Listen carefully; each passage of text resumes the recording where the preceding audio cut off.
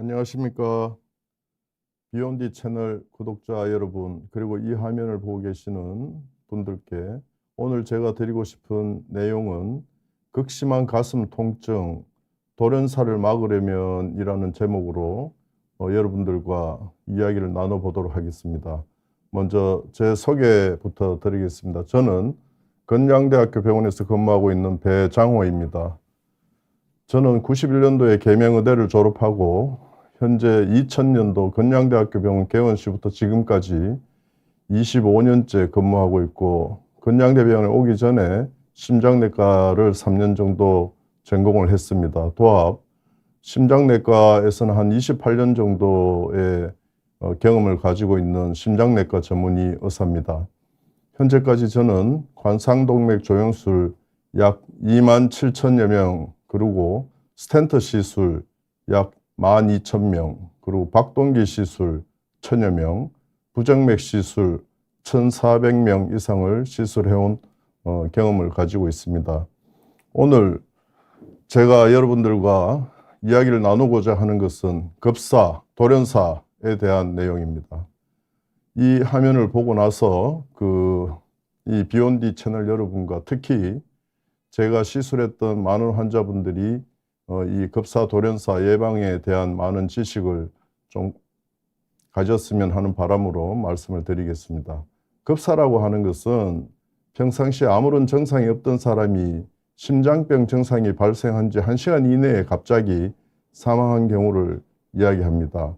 이 급사 돌연사는 95% 이상이 심장마비 때문에 나타나는 것으로 알려져 있습니다. 이 급사 돌연사의 원인으로는 심혈관 질환이 거의 대부분을 이루고 있습니다. 이 심혈관 질환이라고 하는 것은, 또 이 심혈관 질환으로 인한 돌연사의 빈도는 미국에서는 90초당 1명 발생하는 것으로 되어 있습니다. 현재 우리나라에서 사망률도 1위죠. 뇌 심혈관 질환을 합한 경우에. 물론 암 사망률이 1위고 심장혈관 사망률은 2위인데 뇌혈관도 같은 혈관 질환으로 본다고 할 것 같으면 뇌 심혈관 질환이 암으로 인한 사망률을 더 능가하는 그런 아주 높은 사망률을 보이고 있습니다. 이 심장마비 환자가 회복이 가능한가에 대해서 잠깐 보면, 이 심장마비로 병원에 오게 되면 1분이 지날수록 사망률은, 특히 생존 확률은 10%씩 감소합니다. 그러니까 이게 아주 응급실에 오는 환자분 중에서는 제일 급하고 시간을 다투는 그런 질환이라고 볼 수가 있습니다. 특히 뇌사, 식물인간을 초래하는 뇌사라든지 사망은 심장마비 약 5분 후서부터 시작이 되는 거죠.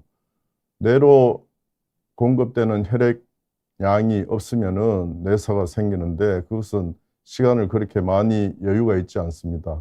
이런 심장마비로 왔을 때는 여러분들 TV 같은 데서 보면은 뭐 전기 충격하는 거 있지 않습니까? 그런 이 전기 충격이 가장 필수적인 치료법입니다. 이 전기 충격을 사용하기 전까지는 심장 마사지를 계속 해야 되는 것이죠.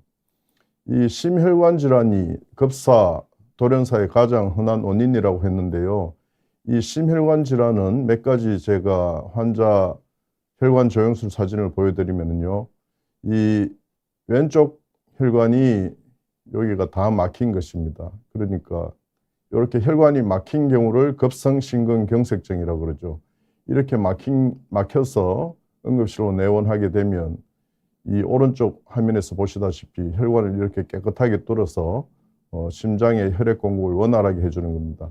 만약에 이 혈관 막힌 것이 시간이 오래되면은 이 혈관 막혀져 있던 혈관에 분포하는 심장 근육이 괴사, 즉 심장 근육이 썩어버리는 거죠. 썩어버리면 나중에 펌프질을 못하니까는 결국엔 심장 쇼크로 환자를 잃을 수가 있는 그런 무서운 질환입니다. 그래서 이 심장 근육이 완전히 괴사가 되기 전에 빨리 혈액 공급이 원활하게 해주는 그런 치료를 해야 되는 것이죠. 이런 급성심근경색증이 발생을 하게 되면 이 환자의 30%, 그러니까 10명 중에 3명은 병원에 도착하기 전에 이미 급사로 운명을 달리하게 됩니다. 그러니까 이런 급성심근경색이 굉장히 다급하고, 또 여러분들이 오늘 이 제 강의를 좀 듣고 나서 물론 100% 예방은 안 되겠지만 최대한 많은 그런 예방법을 좀 숙지하고 있다라면 많은 도움이 될 것 같습니다. 이 심혈관 질환은 급성심근경색도 있고요. 또 아주 특이한 형태인 변이형 협심증이라고 하는 것도 있습니다.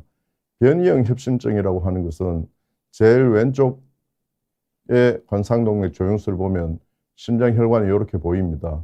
그런데 이런 경우에 특별하게 좁아진 데는 없어 보입니다. 그런데 혈관 수축 물질을 갖다가 혈관 안에 집어넣으면 요 가운데 있는 화면처럼 혈관이 전반적으로 다 좁아져 가지고 심장혈관에 혈액 공급이 안 되죠. 또 이런 경우에 혈관 확장제를 투여를 하게 되면 제일 오른쪽에 있는 사진처럼 혈관이 아주 굵게 심장 혈액 공급이 잘 됩니다. 이런 변이형 협심증은 보통의 협심증이나 심근경색증과는 좀 다른 형태를 보이고 있어요. 이런 변이형 협심증 때문에도 급사나 돌연사를 초래할 수가 있는데, 이 변이형 협심증이라고 하는 것은 운동하고는 상관없이 나타나는 경우가 많습니다. 특히 새벽녘에 가슴이 통증이 있다가 또 어떤 혈관 확장제 같은 것을 복용하게 되면 언제 그랬냐는 듯이 또 사라지게 되죠. 이런 변이형 협심증은 일반 협심증과는 달리 스텐트 시술 같은 걸 하지 않고 약물 치료를 하면은 대체로 반응은 아주 좋은 편입니다. 대부분의 환자가 협심증으로 외래에 오시게 되는데, 협심증 환자들인 경우에 그 혈관 조영술을 해보면 대표적으로 이런 형태를 보입니다. 이 왼쪽 사진에 보시다시피 혈관이 이렇게 피가 잘 가다가 어느 한 부분이 아주 심하게 막히기 직전까지 이렇게 좁아져 있는 경우가 있습니다. 이런 경우에도 우리가 스텐트 시술을 해서 이렇게 혈관을 잘 넓혀줘 가지고 혈액 공급을 원활하게 하는 거죠. 이런 협심증 환자들은요, 어떤 증상을 보이는가 하면은 평상시에는 가만히 아무런 증상이 없습니다. 왜냐하면 아주 좁아져 있지만 혈액 공급은 근근히 되거든요. 그렇지만 이 심장 근육이 산소를, 혈액 공급을 많이 필요로 하는 경우, 어떤 경우가 있는가 하면 운동을 한다든지 또 약간 흥분 상태가 된다든지 하면 심장 박동이 빨라집니다. 심장 근육이 빨라지면 더 많은 산소와 혈액 공급이 필요하게 되는데, 좁아져 있는 혈관 밑으로는 원활하게 혈액 공급을 증가시킬 수가 없죠. 그러다 보면은 이 허혈 증상이 나타나서 흉통을 포함한 아주 다양한 증상이 나타나게 됩니다. 그래서 이런 환자들이 혈관이 막히지 않도록 그 적절한 스텐트 시술과 약물 치료를 해야 되는 거죠. 그래서 심혈관 질환이 급성심근경색증, 협심증, 변이형 협심증 뭐 이렇게 대표적으로 나타나는 질환이죠. 한 환자분을 보겠습니다. 62세 남자인데 뭐 개인 사업을 하시는 분입니다.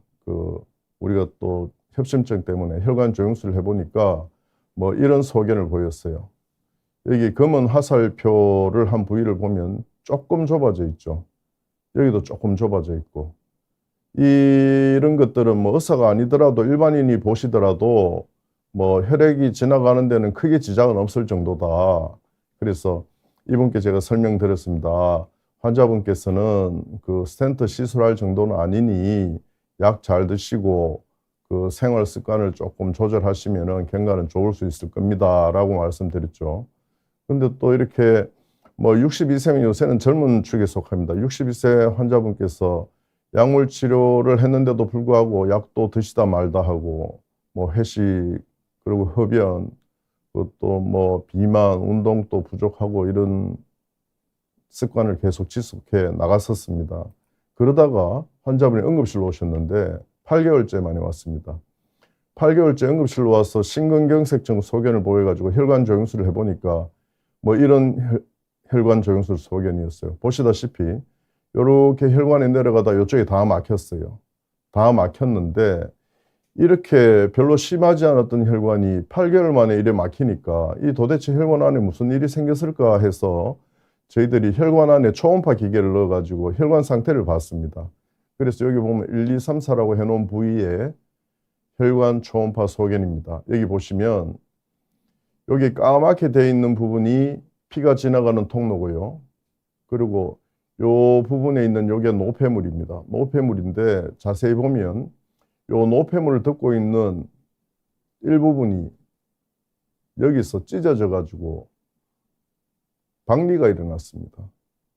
또 요 부분 또 보면은 여기가 피가 지나가는 부위인데요. 여기가 보면은 박리가 일어나서 이쪽에 이제 그 틈새가 보이게 됩니다. 틈새가 보이게 되면 이 혈액이 지나가는 부위와 이 노폐물이 쌓인 부위가 서로 만나게 되죠. 만나게 되다 보면 이 혈액 안에 있는 적혈구라든지 혈소판 같은 성분들이 갑자기 막 쌓여가지고 막히는 경우가 생깁니다. 그러다 보니까 여기가 막히는 거죠. 그래서 이 환자분은 이미 노폐물이 있던 부위가 여러 가지 생활 습관이라든지 복용을 제대로 안 하다 보니까 이쪽 노폐물 한쪽 부분이 찢어져 가지고 혈액 안에 있는 세포들과 만나서 혈관이 막힌, 그러니까 급성심근경색증을 초래한 환자입니다. 이런 것처럼 급성심근경색증은요, 우리가 흔히 예상하다시피 뭐 혈관이 50%, 60%, 70, 80, 90, 99% 이래 서서히 좁아져서 막히는 게 아니라 방금 보여드린 이 환자분처럼 협착이 없는, 별로 심하게 좁아져 있지 않은 혈관에서 막히는 경우가 대부분이에요. 그러니까 우리가 일반적으로 알고 있는 상황하고는 좀 다릅니다. 그러다 보니까 이 협심증, 특히 스텐트 시술을 안 하더라도 심하게 좁아져 있는 상황이 아니다 할지라도 이 돌연사를 초래하는 급성심근경색증을 예방하기 위해서 약물 치료를 포함한 여러 가지 알아야 될 사항들이 많은 것입니다. 이 급성심근경색증, 돌연사를 초래하는 급성심근경색증을 예방하기 위한 방법으로는 의사들이 대부분 1차, 2차로 이렇게 나눕니다. 1차 예방이라고 하는 것은 건강한 사람들이 생기지 않도록 하는 걸 갖다가 1차 예방이라고 그러고, 2차 예방이라고 하는 것은 이미 기왕에 급성심근경색증을 알았던 분이, 치료했던 분들이 다시 재발하는 경우도 있거든요. 그래서 재발하지 않도록 하는 경우를 갖다가 2차 예방이라고 합니다. 그러면은 1차 예방하는 방법부터 잠깐 설명드리도록 하겠습니다. 1차 예방을 위해서는요, 환자분들이 가지고 있는 위험인자 관리가 먼저이겠고, 두 번째로는 이상 증상이 있다라면 이상 증상에 빠른 검사와 치료를 해봐야 되겠다라는 것이고, 세 번째로는 이 심혈관 질환이 여부에 대한 검진을 해봐야 되겠다라는 겁니다. 이게 참 중요한 것입니다. 위험인자 관리라고 하는 것은 뭐 아무런 위험인자가 없는 사람도 있겠지만 나이가 들다 보면 혈압, 당뇨, 흡연, 고지혈증, 가족력 이런 것들이 있는 경우가 있습니다. 가족력은 사실 뭐 본인이 조절할 수가 없는 거죠. 그렇지만 위에 있는 요 네 가지는 충분히 조절이 가능합니다. 혈압에 대해서부터 얘기해 보면 뭐 혈압 관리해야 된다, 이거 뭐 뻔한 소리, 당뇨 관리해야 된다, 뭐 이런 얘기가 많은데요. 실제 혈압이 있는데도 약을 복용하지 않는 경우가 거의 한 50%에 육박합니다. 그리고 또 약을 복용한다 하더라도 혈압의 목표인 적어도 140에 90 미만으로 낮춰야 되는데, 혈압약을 복용한다 하더라도 적절하게 혈압 조절 잘 되는 경우도 또 반이 조금 넘습니다. 그러다 보니까 위험인자 관리를 참 잘해야 되는데, 혈압이 높으면 높을수록 이런 심혈관계 질환 위험도가 높습니다. 당뇨병 마찬가지, 흡연 마찬가지, 고지혈증도 마찬가지입니다. 고지혈증도 높으면 높을수록 심혈관계 질환이 높게 됩니다. 그래서 일단 이런 위험인자가 있다라면 급사 돌연사를 초래하는 심근경색증을 예방하기 위한 이런 위험인자 관리를 더욱더 철저히 해야 될 것이고, 다음에 심근경색증으로 내원한 환자를 치료하고 나서 이렇게 환자분한테 여쭤봅니다. 혹은 보호자분들한테 여쭤봅니다. 그러면 우리 남편은 혹은 우리 뭐 부모님은 전에는 아무 증상 없이 건강하시는데 갑자기 이렇게 됐다, 원인이 뭡니까? 뭐 이렇게 여쭤보는 환자분 혹은 보호자분들도 많이 계세요. 그런데 환자분을 자세히 여쭤보면 사실 아무런 증상 없었던 경우는 거의 없어요. 근데 표현을 안 하고 그냥 별거 아니겠거니 하고 그냥 참다가 이렇게 되는 경우가 많아요. 그 증상들을 갖다가 제가 몇 가지 좀 말씀드리려고 합니다. 우선은 제일 대표적인 증상이 가슴 통증이죠. 흉통. 흉통도요.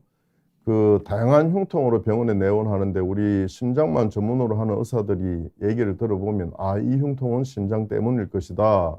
혹은 이거는 저 심장하고 관련 없을 것이다 라고 하는 걸 느낄 수가 있습니다.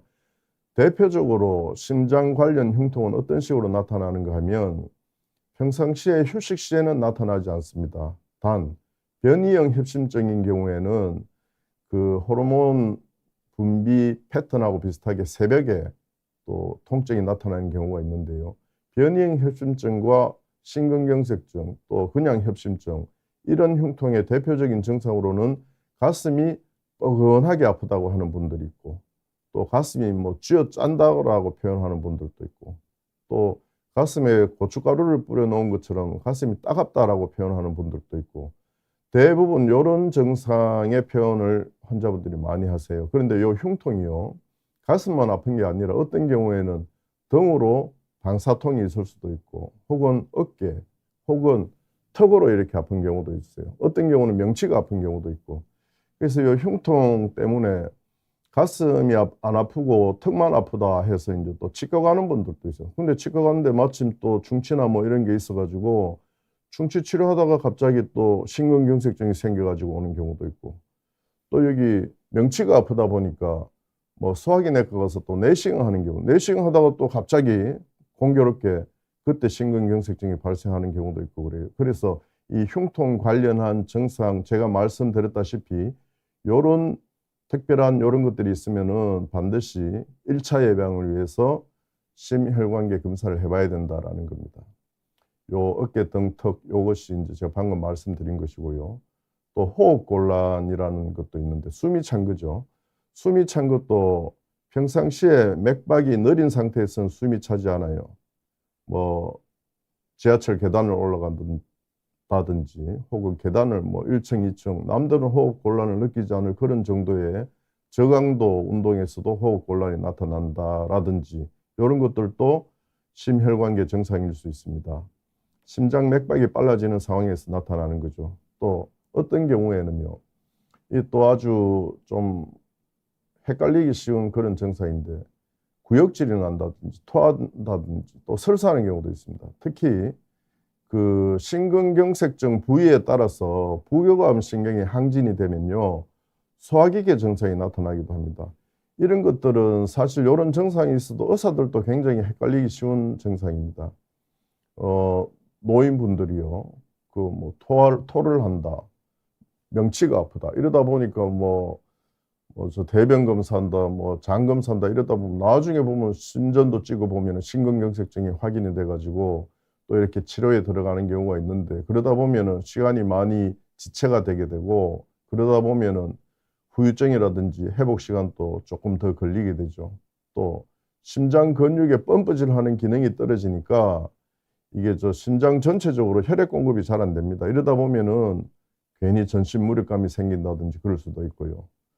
또 정말 간혹 아주 고령이라든지 당뇨병 있는 경우에는 정상 없이 이런 것들이 나타날 수도 있어요. 그래서 이 1차 예방을 위해서는 앞서 말씀드린 바대로 위험 인자를 조절해야 되고 또 이런 이상 증상이 있다라면 반드시 그 심혈관계 검사를 확인해서 이상 여부를 확인해야 되겠다라는 겁니다. 세 번째로는 이 심혈관계 검진하다 보면 일반 검진, 뭐 종합 검진할 적에 심혈관계도 확인해달라는 분도 있고 또 이거 없이 하는 분도 있는데 최근에는 이런 심혈관계 검진도 많이 해서 병원에 오는 경우가 많습니다. 이 심혈관계 검진을 하는 경우가 보면 경동맥 초음파 이거 많이 하죠. 또 심혈관계 칼슘 검사도 많이 하고 또 최근에는 심혈관 CT까지 촬영해서 병원에 오는 경우도 많습니다. 하나씩 간단히 살펴보면요. 경동맥 초음파 사진입니다. 이 뭐 6개 정도의 사진을 제가 준비를 했는데 원래 이 경동맥은 목에 있는 혈관입니다. 양쪽, 오른쪽, 왼쪽 다 있죠. 그런데 여기 수도 파이프처럼 깨끗해야 되는데 이런 부분은 깨끗한 부분입니다. 근데 여기 보면 혈관 안에 이 노폐물들이 이 혈관 윗부분에서 이렇게 많이 쌓여져 있죠. 또 여기 오른쪽 보면은 혈관이 깨끗하다가 이쪽 부분에만 또 이렇게 동맥경화가 있는 경우도 있고, 여기도 보면 경동맥의 노폐물이 이렇게 있고, 여기도 보면 조금 밝지 않은 약간 어두운 노폐물들이 이렇게 있습니다. 여기 어둡다라고 하는 것은 기름때입니다. 또 이렇게 하얗게 밝게 나타나는 것은 칼슘이고요. 혈관 안에 동맥경화가 기름때도 있을 수 있고 칼슘도 있을 수 있고 다양한 성분들이 있습니다. 또 여기 화면 보면 이렇게 예쁘게 예쁘게 생겼지만 나쁜 것이죠. 또 여기도 보면 약간 어둡게 이렇게 나타나 있는 경우도 있어요. 그래서 다양하게 경동맥이 문제가 있는데요. 이 경동맥은 뭐 신경학적인 문제, 그러니까 뇌졸중이라든지 실신 이런 것들이 있다면 신경과적인 검사도 추가를 해야 되겠지만, 요 경동맥 자체가 있을 때는 무엇을 의미하는가 하면요. 이게 뭐 아주 2006년도에 처음으로 나온 그런 가이드라인인데 영어로 되어 있습니다만은 경동맥 검사라든지 칼슘 점수 같은 것들이 있을 때는 심혈관계 검사를 해보라는 시그널입니다. 그래서 그 자체가 문제가 아니고, 특히 어떤 환자들은요, 이런 경동맥 이상 소견이 있으면 선생님 뭐 6개월마다 매년 검사해야 되는 거 아닙니까? 이렇게 얘기하는 경우가 있어요. 그런데 이 경동맥 초음파 이상 소견은요, 이게 뭐 6개월, 1년, 2년 만에 확 나빠졌다가 확 좋아졌다가 이런 게 아니거든요. 그래서 이런 이상 소견이 있을 때는 심혈관계 검사를 해보라는 신호지, 요걸 뭐 매년 검사해서 좋아지는 거 확인하냐 안 하냐 이런 문제가 아닙니다. 실제 임상진료 지침에도 경동맥 초음파 검사는 매년 할 필요가 없다라고 하고 있습니다. 그걸 좀 말씀드리고 싶었고, 이 경동맥 초음파도 아까 봤던 그런 노폐물들이 있는 경우에는 심혈관계 사건 사고율이 많이 높다라는 그런 데이터가 굉장히 많습니다. 대표적으로 하나만 제가 보여드렸고요. 또 이제 CT 소견을 가지고 오는 분들도 있습니다. 요 왼쪽이 CT 사진이고요. 요 오른쪽이 관상동맥 조영술 소견입니다. CT 소견에도 여기 보면 아주 심하게 좁아져 있죠. 실제 관상동맥 조영술 시행해 보면 거의 비슷합니다. 그래서 이런 경우는 혈관 협착 정도가 뭐 90% 정도 되고 굉장히 사실은 정상도 있었던 환자입니다. 이런 경우 스텐트 시술해서 깨끗하게 치료하는데요. 근데 이 CT를 보면요, 역시 우측 심장 혈관인데 CT 보면 하얀 게 칼슘이라고 그랬고 좀 어두운 게 기름때라고 그랬습니다. 여기 보면 CT가 굉장히 혈관이 지저분해 보입니다. 환자 정상도 조금 뭐 애매한 정도고요. 그래서 이분은 혈관 조영술을 했습니다. 해보니까 같은 분인데요, 조금 뭐 표면이 깨끗하진 않지만 어느 한 군데가 심하게 좁아져서 심근경색증을 일으킬 그런 정도의 심한 혈관은 아니었어요. 그러다 보면 실제 CT상에는 굉장히 심하게 보이지만 심하지 않은 경우도 있다. 또 이분의 CT 사진인데요. 이 CT 사진은 보면은 뭐 CT 소견으로 한 50% 정도 좁아져 있다고 돼요. 근데 환자분 정상을 물어봤을 때는 아주 심각한 협심증 소견이 있어서 우리가 혈관 조영술 해보니까 아주 심한 협착이 있어가지고 이분은 스텐트 시술로 깨끗하게 치료받았던 분입니다. 제가 여기서 이제 CT 소견하고 관상동맥 조영술하고 비교한 사진을 보여드리는 것은, CT는요 완전히 깨끗하다라면 깨끗하다라고 할 수가 있습니다. 그러나 여기서 보시다시피 아주 정확하진 않아요. 문제 있는 건 잘 찾아내지만은 이 정도가 아주 심한지 심하지 않은지까지는 사실 뭐 칼슘 이런 것들이 있으면 해상도 문제라든지 이런 여러 가지 문제들 때문에 정확하게 알 수 없습니다. 그래서 CT상에 깨끗하다라면 믿어도 됩니다. 근데 CT상에 조금 이상 여부가 있다라면 이게 정말 협심증으로서의 의미를 가지는지 안 가지는지는 심장내과 전문의와 꼭 상담을 하신 다음에 조치를 해야 되겠다라는 것이죠.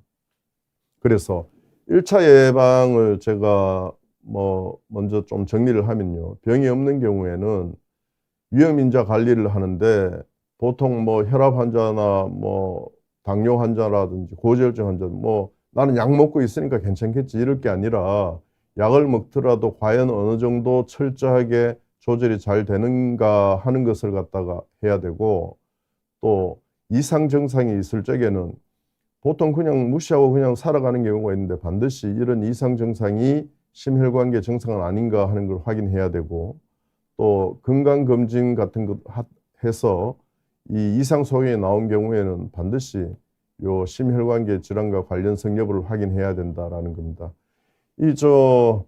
독감이나 코로나 예방 주사도 100% 예방되는 건 아니지 않습니까? 그래서 그렇지만 이런 제가 말씀드린 거 다 한다고 해서 100% 예방되는 건 아니지만은 이런 것들을 실천하고 안 하고에 따라서는 그 정도는 확연하게 차이 납니다. 그래서 병이 없었던 분들은 이런 것들을 잘 관리해야 되겠고요. 다음으로는 2차 예방, 말씀드린 대로 심근경색증이 있었던 환자들이 재발하지 않도록 하는 게 2차 예방입니다. 2차 예방은 또 크게 제 카테고리를 나눠보면 위험인자 관리, 이건 1차 예방하고 마찬가지입니다. 다음 두 번째로는 이미 심장병을 앓았던 분들이기 때문에 약을 드셔야 되는데 그 약에 대해서 잠깐 말씀을 드리고, 또 제가 환자분들을 진료하다 보면 많은 환자분들이 묻습니다. 무슨 약을 먹어야 됩니까? 무슨 약은 음식은 또 뭘 관리해야 됩니까? 실제 우리가 진료를 하다 보면요. 많은 환자를 보면 한 분 한 분께 사실은 충분한 설명을 좀 못 드린 그런 아쉬운 점도 있습니다. 그래서 오늘 이 내용 잘 듣고 재발을 방지 위해서 좀 많은 도움이 됐으면 하는 말씀 한 번 더 드립니다. 위험인자 관리는 똑같습니다. 앞서 말씀드린 거하고 중복되기 때문에 넘어갈게요. 다음에 심장약 복용, 여기에 대해서도 또 드릴 말씀이 많습니다. 심장약, 그러니까 심근경색증 앓고 나서 환자분들 드시는 약 중에 제가 대표적인 거 좀 말씀드리겠습니다. 첫 번째 아스피린, 그리고 두 번째 클로피도그렐이나 티카그레롤, 프라슈그렐 이런 계통의 약들이 있고, 그 다음으로 스타틴, 그 다음으로 에이스 억제제, 안지오텐신 수용체 차단제 이런 것들이 있고, 마지막으로 중요한 것이 베타 차단제 이런 것들이 있습니다. 물론 요거는 제가 성분명으로 이제 적어 놓은 거고, 요 베타 차단제만 하더라도 10가지가 넘습니다. 에이스 억제제도 10가지 넘고 엔지오텐신 수용체 차단제도 굉장히 많습니다. 그런데 이런 계통의 약들을 사실 지금 여기 적어 놓은 5가지 계열의 약들은요. 스텐트 시술 혹은 협심증, 심근경색증 환자들은 반드시 복용해야 되는 약들입니다. 왜냐하면 이 약 각각을 먹고 안 먹고는요. 생존율, 사망률하고 직접적인 관련이 있습니다.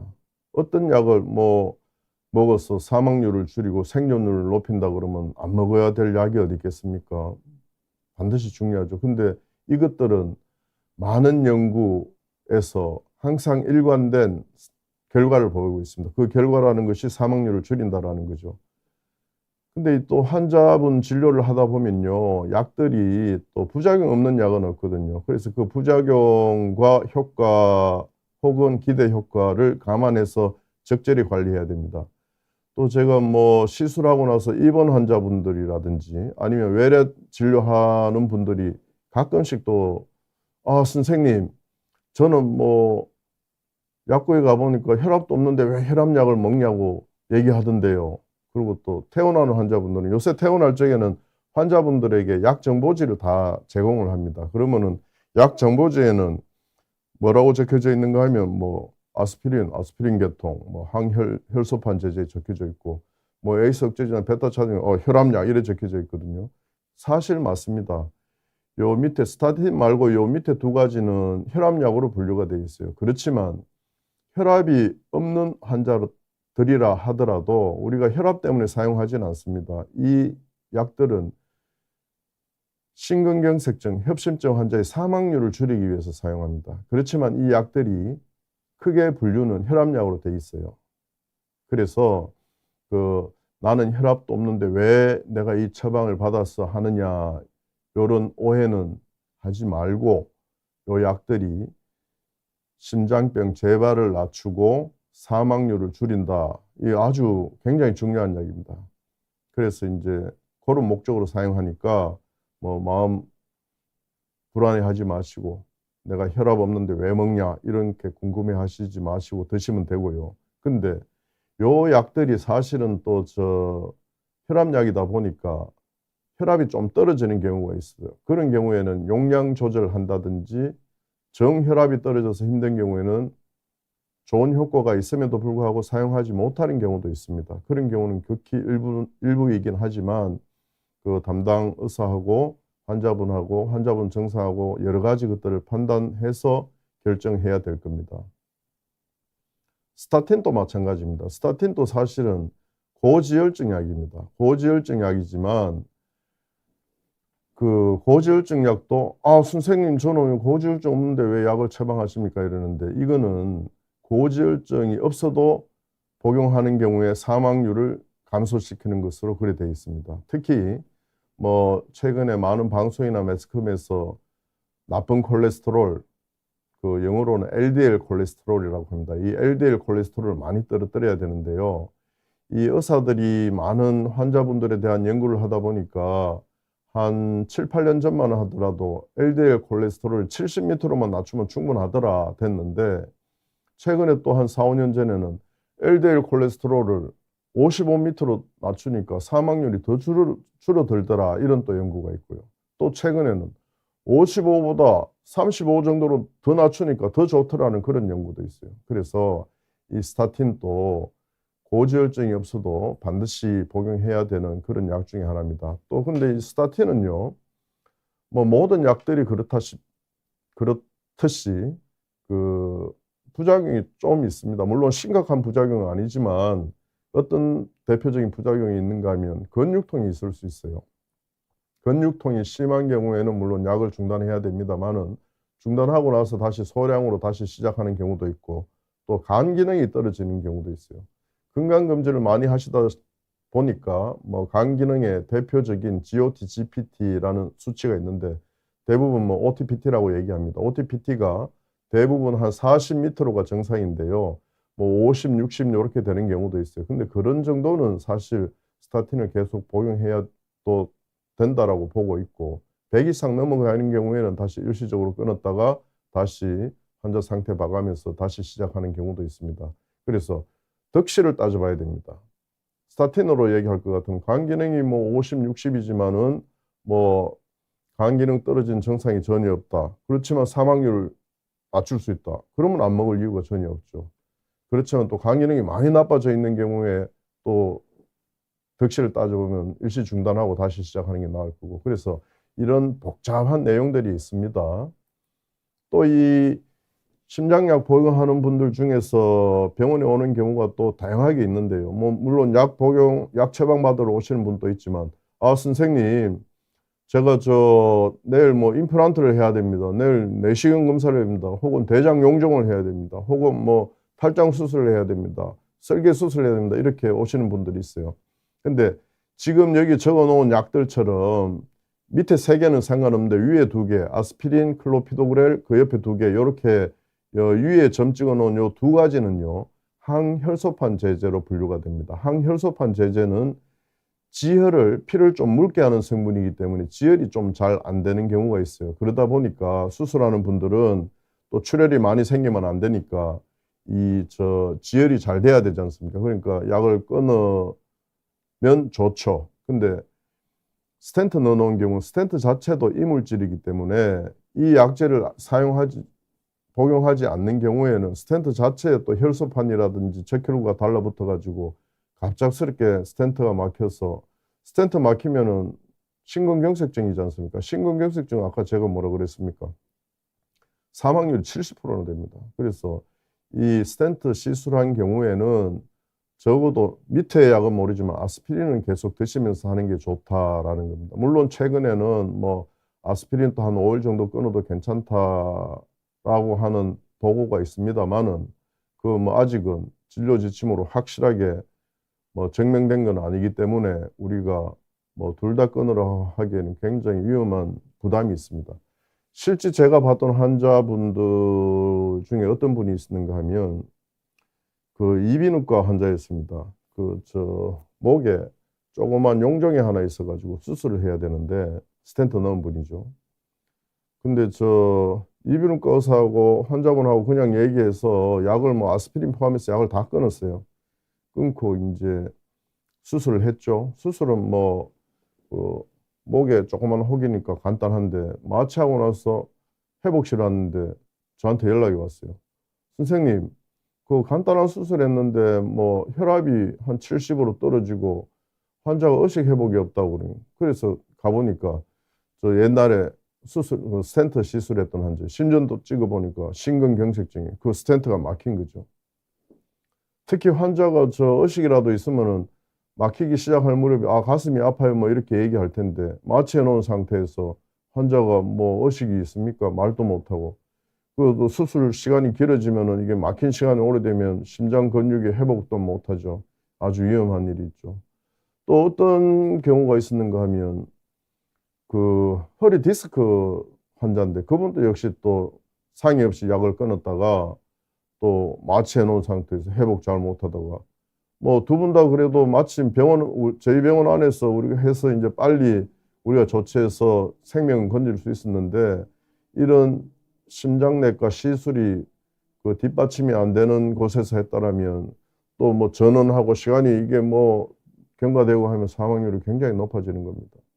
또 어떤 경우에는 치과 치료한다고 뭐 이렇게 개인 병원에서 치과 이렇게 치료한다고 해서 약을 끊고 뭐 한 3일 만에 근처 등산하다가 또 혈관이 막혀가지고 응급실 오는 경우도 있고 그래요. 그래서 이런 약제들 특히 스텐트 시술한 경우에는 뭐 밑에 3가지 약제는 끊으라고 보통 의사들이 얘기 안 합니다만은 아스피린, 클로피도그램 이런 거 다 끊으라고 할 텐데 밑에 끝까지는 모르지만 적어도 아스피린은 현재까지는 계속 드시는 것이 안전합니다. 그리고 특히 아스피린 정도 복용한다고 해서 물론 그 지혈이 조금 더 시간이 걸릴 수는 있어요.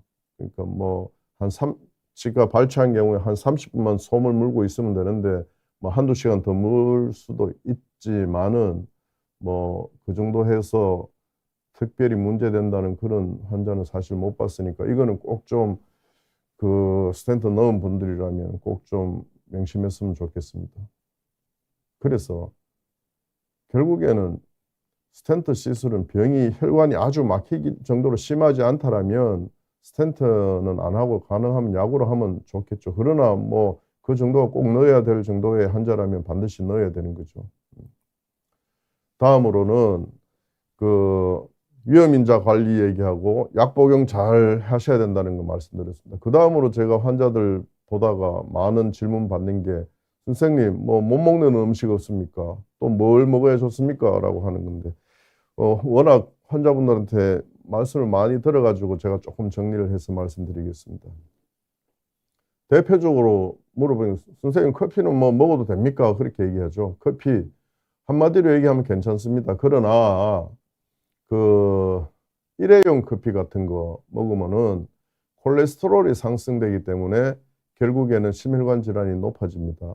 뭐 때문에 그럼 배장호 선생님 괜찮다라고 하는가 하면 뭐 종이 필터로 걸러서 먹는 커피 있지 않습니까? 그런 커피는 이 콜레스테롤 높이는 성분이 걸러지기 때문에 특히 커피 안에 있는 플라보노이드나 퓨란 같은 항산화 물질도 있기 때문에 심장병에 오히려 좋은 것으로 알려져 있습니다. 하루에 한 4잔 정도까지 이 걸러서 먹는 커피는 심장병을 낮추는데요. 그렇지만 이것도 하루에 10잔 이상 먹으면 카페인도 있기 때문에 급사 위험이 있습니다. 근데 대체적으로 10잔 이상 먹는 분들은 없죠. 그래서 대체로 한 잔에서 4잔 정도까지는 커피는 드셔도 된다. 그렇지만 이제 그러지 않는 커피는 별로 좋지 않다. 이렇게 아시면 되겠고요. 다음에 요런 거는 뭐 질문 받지는 않았는데 그냥 또 상식 차원에서 말씀 좀 드리고 싶어서 가져왔습니다. 차는 녹차가 있고 흑차가 있죠. 녹차, 흑차는 별 관계가 없습니다. 녹차가 심근경색증, 그중에 플라보노이드 성분 때문에 그렇습니다. 녹차는 심장 건강에 좋다라는 말씀 드리고요. 다음에 이제 오메가3. 오메가3는 생선기름에 있고 오메가6는 견과류에 있는데요. 이것들은 심장병 예방에 좋은 것으로 알려져 있습니다. 또 많이 질문 받는 것 중에 하나가 선생님 계란을 먹어도 됩니까? 이렇게 얘기합니다. 계란 한마디로 괜찮습니다. 계란을 뭐 많이 하면 콜레스테롤 상승되는 것도 있지만은 이 콜레스테롤이 나쁜 콜레스테롤 좀 덜 나쁜 콜레스테롤로 변경되는 과정도 있고 그렇지만 계란 안에 루틴, 산틴 같은 항산화제가 있기 때문에 심혈관계에 좋은 영향을 보이는 것도 있거든요. 다음 비타민 C, E도 많이 묻습니다. 한마디로 얘기하면 비타민 C하고 E는 심혈관 질환에는 전혀 효과가 없습니다. 예전에 굉장히 각광받았어요.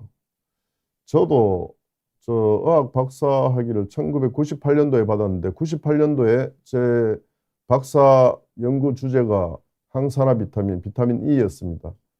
98년도에만 하더라도 저는 뭐 환자분 시민 강좌할 적에 비타민 E, C 좋다라고 했는데 그 이후에 차곡차곡 연구 결과가 쌓이다 보니까 이 비타민 C, E는 뭐 물론 다른 효과에 대해서는 제가 언급은 드리는 것은 아니지만 심혈관 질환에 있어서는 비타민 C는 효과는 뭐 없으니까 심혈관 질환 예방을 위해서 이 비타민은 복용할 필요가 없다라고 말씀드리겠습니다. 과일, 야채는 뭐 말씀드리나 마나니까 이렇게 화면으로 글자만 한번 보시고 넘어가겠습니다. 많이 드시면 좋습니다. 과일을 하루에 5번, 하루 5번 먹는 건 좀 힘들긴 힘들 것 같은데 하여튼 좋습니다. 또 생선 좋다는 건 다 아시죠? 근데 한 가지 좋은 것 중에서 또 모르는 것들이 있어서 제가 한 가지 말씀드리고 싶어요. 생선찜, 뭐 고등어찜, 뭐 갈치조림 뭐 이런 건 괜찮고 그 화덕에 굽는 이런 것도 괜찮은데요. 기름에 튀기면 효과가 없답니다. 이건 아마 대부분 모르실 것 같아요. 생선, 등푸른 생선 좋다 그러지 않습니까? 오메가3 뭐 이런 것도 많고 해서. 그렇지만 생선 조리 방법이 조금 생각해 봐야 될 겁니다. 기름에 튀기면 안 좋습니다. 안 좋다기보다는 효과가 없어집니다. 그냥 굽거나 삶아서 드시는 것을 추천드리겠습니다. 안간살, 이게 현미죠. 현미도 심장병 많이 감소시키는 효과가 있는데요. 당뇨에도 물론 좋습니다. 근데 이거 맛이 없어서 좀 먹기는 힘든데 그래도 이게 좀 맛이 없어도 좀 드시면 좋을 것 같아요. 현미. 다음에 또 술 먹어도 되느냐 자꾸 묻습니다. 술 적정량의 알코올은 뭐 좋다라고 되어 있는데요. 근데 그 적정량을 제가 계산해 보니까 소주로 따지자면 하루 뭐 한 잔 반 정도 나오더라고요. 그 잔 따르는 거에 따라서 좀 다르겠지만 맥주로 하니까 한 250cc 정도밖에 안 돼요. 그래서 뭐 그 이상 먹는 거는 적당량을 넘어가더라고요. 그래서 이게 뭐 이 참 소주 드시는 분 한 잔 반으로 마시는 건 아니기 때문에 결과적으로 보면 술은 뭐 좋지 않겠다라는 거고 담배는 뭐 말 하나 말하기 때문에 제가 정리 안 하겠습니다. 지중해 식습관이라고 하는 것도 있습니다. 뭐 햅쌀이 아니고 참 현미에다가 야채, 과일, 올리브 오일, 유제품, 와인 뭐 프렌치 파라독스라는 거 하는 것이 프랑스 사람들이 고기를 그렇게 많이 먹는데 심장병이 좀 적은 거예요. 그거 보면은 이분들이 올리브 오일이라든지 와인, 레드 와인이라든지 과일 이런 것들을 많이 먹으니까 그 고기를 많이 먹어서 올라갔던 콜레스테롤로 인한 심혈관계 질환을 상쇄시키는 그런 것들이 있습니다. 감자, 생선, 콩, 견과류, 계란 이런 것들로 해서 드시면 좋을 것 같고요. 자, 마지막 정리를 좀 해보겠습니다. 돌연사를 초래하는 심근경색증 예방을 위해서는 여러분들이 혹시 갖고 있다라면 그런 위험인자 관리를 해야 되고 제가 서두에 말씀드렸다시피 약은 먹지만 조절이 좀 안 되는 경우가 거의 반 정도에 다다릅니다. 그래서 그 담당 선생님하고 상의해서 약을 좀 적절히 잘 관리해야 되고요.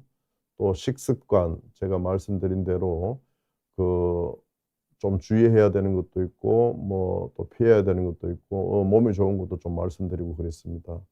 그리고 대부분의 심근경색증 환자들이 "아무 증상도 없다. 나는 건강했다."라고 하는데 그렇지 않은 것을 제가 알 수가 있거든요. 그래서 좀 전에 말씀드린 그런 이상이 있다라면 뭐 검진 프로그램 혹은 검진 프로그램에서 또 고런 시그널이 있다라면은 반드시 심혈관계 질환을 확인해야 될 거고 또 2차 예방을 위해서는 또 어떤 분들은 또 안 아프다고 약 안 드시는 분들도 가끔 있던데 절대 그러면 안 됩니다.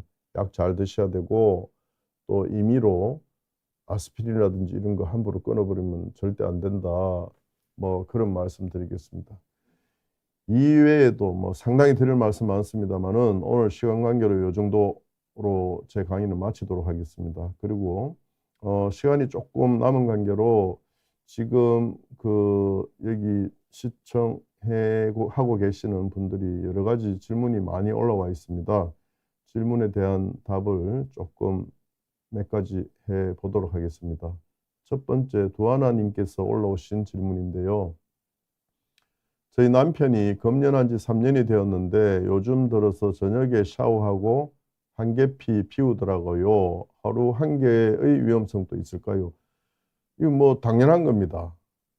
하루 한 개도 분명히 위험성이 있습니다. 그리고 금연하고 나서 정상적인 위험도로 돌아오기까지도 굉장히 오랜 시간이 걸립니다. 담배는 두말할 것도 없을 것 같습니다. 네. 다음에 두 번째, 어머낫님께서 올라오신 질문입니다. 날씨가 추워지면 협심증 환자가 더 많아지나요? 날씨가 추워지는데 혹시 심혈관계 관계된 주의점이 있을까요? 라는 질문입니다. 실제 제가 심장내과를 한 28년째 근무하고 있는데 겨울철에 협심증이나 심근경색증 환자가 많습니다. 이것들이 보면 여러 가지로 설명할 수 있겠지만 날씨 추우면서 혈관 수축돼 가지고 그런 경우도 있고요. 또 아주 추운 겨울보다는 언제가 또 더 많은가 하면은 그 환절기, 날씨가 추워지기 시작하는 시점 혹은 추웠다가 날씨가 조금 따뜻해지기 시작하는 시점 이럴 때 보면은 환자분들이 추위에 이게 준비가 안 돼 있거든요. 그러다 보면은 뭐 혈관이 좀 날씨가 더우면 확장되지 않습니까? 추운 곳에 갑자기 노출되면은 혈관 수축되면서 그 부위에 경화반 부위에 이벤트가 생겨 가지고 심근경색증이 되어서 오는 경우가 있어요. 그래서 요런 것들을 생각해 보면 당연히 주의점은 알 수가 있을 거예요. 뭔가 하면 갑작스럽게 추위에 노출되는 것들은 위험이 조금 피해야 되겠다. 그래서 옷을 항상 좀 여분의 옷을 준비해서 더운 날씨가 따뜻한 데 있다가 추운 데 노출될 적에는 좀 따뜻하게 해서 보온을 해서 그렇게 활동하시면은 그나마 좀 낫지 않을까 그렇게 생각합니다. 다음에 종범주영님께서 올리신 질문입니다. 강직성 척추염인데 한 달에 한 번 정도 갑자기 3분 정도 가슴이 두근거리다가 정상으로 돌아옵니다. 염증 문제인가요? 라는 질문입니다. 이 강직성 척추염이라고 하는 건 류마티스성 질환이죠. 류마티스성 질환 중에서 심장 질환과 관련이 있는 것 중에 하나입니다. 그렇지만 종범주영님께서 올리신 질문은 가슴이 두근거린다라는 것인데요. 이 가슴이 두근거리는 것은 물론 심혈관 질환이 있을 때도 나타날 수가 있습니다만은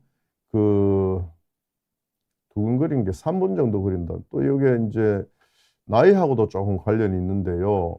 그리고 두근거리는 것도 이 부정맥 증상 중에 하나인데 이 부정맥 종류가 굉장히 많습니다. 심방세동, 기회수축, 그냥 심방빈맥 이런 것들이 굉장히 많은데 대체로 문제가 되는 것은 가슴 두근거리는 증상이 지속 시간이 조금 길거든요. 그래서 3분 정도 두근거린다라고 하는 것 같으면은 부정맥 중에서 생명을 위협할 정도로 그렇게 심각한 것은 아닙니다만은, 그렇지만 제가 요 단어 한 가지만 듣고 뭐 가타부타 얘기 드리기는 힘들 것 같아서 요 두근거리는 것이 부정맥 중에서 어떤 정체가 있는 건지 한번 진료 받아보시는 게 좋을 것 같고, 어쨌든 이 부정맥은 강직성 척추염은 대체로 젊은 분들한테 많은데 요 염증하고 관련된 증상은 아니다라고 말씀드리겠습니다. 다음 엔젤 씨께서 올리신 질문입니다. 시간이 다 된 관계 요 질문을 마지막으로 마치도록 하겠습니다. 안녕하세요. 심근경색증은 고지혈증, 당뇨, 고혈압 관리 안 된 분에게 오나요? 이 세 질병을 잘 관리하면 협심증, 심근경색증 예방이 될까요? 라고 합니다. 맞습니다. 저 첫 번째, 관리 안 된 분한테 옵니다. 말씀드렸다시피 고지혈증 정도가 높으면 높을수록, 당뇨가 높으면 높을수록, 고혈압이 높으면 높을수록 위험도가 거의 2배씩 정도로 증가돼요. 그러니까 물론 없다고 안 오는 건 아니지만 조절이 잘 안 되면 확률이 훨씬 더 높아집니다. 그래서 요 1차 예방을 위해서 이 확률을, 그런 심근경색증을 피하기 위한 확률을 낮추기 위해서 조절을 잘 해야 되고요. 이 세 질병을 관리 잘하면, 이것도 앞에 질문하고 똑같은 거죠. 그러니까 이 조절을 잘하면 잘할수록 협심증, 심근경색증 걸릴 확률이 현격하게 떨어집니다. 그러면 당연히 잘해야 되겠죠. 그리고 또 현실은 잘 안 되는 경우가 많습니다만은 조절 잘, 요새 또 근데 약제가 워낙 좋아서 예전하고도 좀 다릅니다. 요새 또 통계를 내보면 혈압 관리되는 분들도 예전보다는 훨씬 많아지고 고지혈증도 예전보다는 훨씬 많이 조절되는 경우가 많습니다. 그래서 뭐 조금이라도 도움됐으면 하는 바람입니다. 또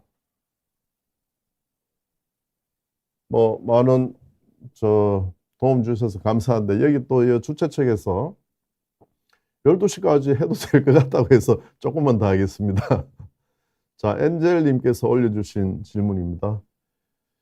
경동맥 초음파해서 0.98, 1.03 좌우 각각인데 57세 어느 정도 위험할까요? 고지혈증이 있다면 약 복용하면 더 두꺼워지는 것을 예방할 수 있을까요? LDL 130 나왔는데 경동맥 이상 소견이 있어서 고지혈증 약 보험급여로 해 주셨어요. 이런 질문입니다. 이 경동맥 초음파, 이것도 제 질문이 나올 걸로 저 예상을 충분히 했습니다. 왜냐하면 굉장히 많이 합니다. 개인 병원, 뭐 종합병원, 상급병원 할 것 없이 경동맥 초음파 검사를 굉장히 많이 합니다. 경동맥 초음파는요, 지금 할 얘기가 굉장히 많습니다. 이게 뭐 간단하게 얘기하면 0.754mm 이상이면은 문제가 있다고 봅니다. 근데 0.98, 1.08이면은 두꺼운 거 맞습니다. 그리고 아까 기억하실지 모르겠는데 그래프 4개가 있었잖아요. 요 그래프 두껍고 뭐 그쪽에 문제 있는 경우에는 심혈관계 질환이 높습니다. 그리고 이 높은 것이 제가 아까도 말씀드렸듯이 뭐 매년 검사할 필요는 없습니다. 0.98, 1.04 어쨌든 0.754보다는 높아가지고 분명히 높습니다. 특히 57세라면 젊으신 분인데요. 이 57세에서 뭐 특히 여자들이 남자보다 조금 더 낫거든요. 얇다는 말이죠. 여자분께서 1mm 뭐 상당히 두껍다고 볼 수 있습니다. 그러고 이게 있다라면 제가 아까 뭐라 그랬습니까? 요 두꺼운 거 자체를 목적으로 뭐 약을 치료하는 거 아닙니다. 요게 두껍다라면, 특히 고지혈증까지 있다라면 심혈관계 질환 여부가 있나 없나 하는 것을 반드시 한번 확인해 봐야 됩니다. 물론 여성인 경우에는 폐경기 전, 뭐 57세면은 폐경기일 수도 있겠습니다만은 그 폐경기 전에는 심혈관 질환은 잘 안 생기는데요. 경동맥이 이 정도로 두껍다라면 반드시 거기에 대한 것을 좀 검사를 해봐야 됩니다. 그리고 그렇다면 또 환자분들은 궁금하잖아요. 아, 그러면 선생님 뭐 1mm 이상 두껍다는데 이거 뭐 약을 먹어서라도 좀 정상 만들어야 되는 거 아닙니까? 이렇게 생각할 수 있는데, 이게 약제 중에 몇 가지는 요거를 갖다가 두꺼워지지 않고 점점 정상화시키도록 하는 약제가 있습니다. 근데 그 약제가 대표적인 게 스타틴, 고지혈증일 때 쓰는 약이죠. 또 그리고 저 에이스 억제제, 엔지오텐신 리셉터 차단제, 칼슘 채널 차단제 요런 약들이 조금 좋게 할 수 있습니다만은 근데 이런 약을 먹어서 요 혈관 두께를 정상화 만들려고 그러면요. 적어도 4, 5년 이상 먹어야 되고 말씀드렸듯이 요 자체가 큰 질환은 아니고 질환을 시사하는 소견이기 때문에 요걸 목표로 할 필요는 없어요. 그리고 LDL 콜레스테롤을 수치를 정상화시킬 수 있는 스타틴을 계속 드시면 심혈관계 질환은 굉장히 예방이 많이 될 수 있습니다. 특히 이 스타틴 복용을 해서 1차 예방을, 2차 예방도 마찬가지입니다만 1차 예방을 어느 정도 할 수 있는가 하면요. 연구가 굉장히 많습니다. 적게는 한 20% 이상 위험도를 감소시킨다는 연구도 있고요. 또 많게는 한 45% 정도 위험률을, 그러니까 45% 감소시키면은 굉장히 많은 거 아닙니까? 그래서 이걸 갖다가 복용하시면 좋습니다. 그리고 조금 좋게 할 수 있는데 시간이 많이 필요하다. 또 요것 때문에는 매년 검사하지는 마시라 라고 그렇게 대답을 드리겠습니다. 다음 질문을 보겠습니다. 다음 질문은 광철님께서 올리신 질문인데요. 협심증으로 풍선으로 늘리고 스텐트 하나 넣었는데 쇼크가 와서 내년에 나머지는 스텐트 넣는다고 하는데 꼭 다시 스텐트 시술을 해야 하나요? 스타틴 먹어서 LDL 35 나왔어요. 간은 수치가 44 나왔어요. 부작용이군요. 44 정도라면은 뭐 그렇게 부작용까지는 아닌 것 같아요. 그리고 바나나에 포타슘이 많이 있잖아요. 맞습니다. 바나나 많습니다. 아스피린이겠죠. 아스피린 먹어도 바나나 하루에 4-5개 먹어도 되나요? 이런 질문입니다. 자, 중간에 스타틴 먹어서 간 LDL 35고 간 44 이거는 뭐 이미 말씀드렸습니다. 이 정도는 계속 유지하는 게 좋습니다. 특히 스텐트 넣은 분들이 LDL 35라면 아주 관리를 잘 하고 있다고 볼 수 있습니다. 간 44라고 복용 중단할 이유는 하나도 없습니다. 자, 다음 위에 거 보면요. 스텐트 하나 넣어서 쇼크가 왔다. 이거는 전후 좌우 사정을 제가 모르겠습니다. 쇼크 때문에 스텐트를 넣었는지, 스텐트 넣는 과정에 쇼크가 왔는지, 그건 뭐 정확치 않아가지고 제가 뭐라고 말씀 못 드리겠네요. 뭐 쇼크 때문에 스텐트 넣는 경우도 있고요. 실제 환자들 진료하다 보면 또 스텐트 넣는 중에 합병증 혹은 치료 과정 중에 쇼크가 발생하기도 합니다. 그렇다면 뭐 현재 약 잘 드시고 있는 거 보니까 분명히 회복을 잘 하신 것 같은데 나머지 스텐트를 넣는다고 하는데 나머지 혈관 상태를 뭐 어느 정도인지 몰라서 이거는 제가 대답을 잘 못하겠습니다. 그 담당 선생님하고 꼭 상의 한번 해봐야 될 것 같습니다. 포타슘 많아도 아스피린은 상관없습니다. 근데 그 바나나라든지 포타슘 많은 것을 주의해야 되는 경우는 콩팥이 안 좋은 경우에 그렇습니다. 특히 투숙 하는 분들은 바나나 이런 거 많이 먹고 포타슘이 칼륨이잖아요. 포타슘 많이 올라가가지고 또 문제되는 경우 있고요. 심장병 때문에는 바나나 못 먹을 이유, 특히 아스피린 먹는 경우에 바나나 못 먹을 이유는 없습니다. 네. 다음 질문 또 보겠습니다. 이주연님께서 올리신 질문인데요. 평상시 정상이 전혀 없던 사람이 급성 심근경색증 생길 수 있나요? 맞습니다. 아까 얘기 드렸듯이 그 당뇨는 신경계통의 이상 때문에 증상 없이 물론 대부분 증상이 있습니다만은 전혀 없는 경우는 사실 아주 드물게 있긴 있습니다만은 캠으로 보면 다 있더라고요. 예, 그렇지만 생길 수는 있습니다. 그렇다면 증상 없는 경우 건강체로 인식해서 환자나 의료진 등도 검사 등이 소홀해질 수도 있을 것 같습니다. 무증상일 경우 예방 차원의 건강검진이나 심혈관 촬영 등 조기 발견을 위한 검사가 있나? 이건 뭐 좋은 질문입니다. 이 심혈관 질환에 대한 검진은요. 남자 45세 이상, 여자 55세 이상 검진해보는 게 좋습니다. 그렇지만 심혈관 촬영이라고 하는 거는요. 뭐 손목의 동맥이나 사타구니 동맥을 통해서 올라가는 거거든요. 뭐 저도 뭐 2만 명 이상 뭐 이렇게 많이 했다 그러지 않습니까? 뭐 금방 하죠. 10분, 15분 하면 하는데 이 검사 자체도 조영제로 인한 부작용도 있을 수 있고 동맥을 뚫는 것이다 보니까 거기에 대한 부작용도 있을 수 있기 때문에 검진 차원에서 이 심혈관 조영술까지 한다는 것은 이거는 뭐 벼룩 잡으려고 초가상관 태우는 거하고 똑같고요. 그렇다면 어떤 방법이 있느냐? 아까 말씀드렸죠. 뭐 칼슘 점수 혹은 요새는 또 CT도 혈관까지 거기서 괜찮다라고 했을 때는 확실히 괜찮은 거거든요. 그게 뭐 의학용어로 얘기하면 민감도 특이도인데 특이도는 굉장히 좋아요. 거기서 괜찮은 건 괜찮은 거기 때문에 뭐 심혈관 CT CT 혈관 조영술이라고 그러죠. CT로 보는 것도 좋고 뭐 그런 검진을 할 수가 있겠습니다. 또 경동맥 초음파해서 이상 여부를 확인한 다음에 또 이렇게 단계를 넘어가는 것도 좋고 그렇습니다. 시간이 뭐 준비하시는 요 채널에서 12시 되면 마쳐야 된다라고 하네요. 뭐 처음 말씀드렸듯이 채널을 보고 계시는 분들 그리고 특히 저한테 진료 받으시는 분들 많은 도움 되면 좋겠고요. 혹시 부족하다면 다음 기회에 또 뭐 잘 한번 준비해 보도록 하겠습니다. 끝으로 경청해 주셔서 대단히 감사합니다. 저는 건양대학교병원 심장내과 배장호였습니다. 감사합니다.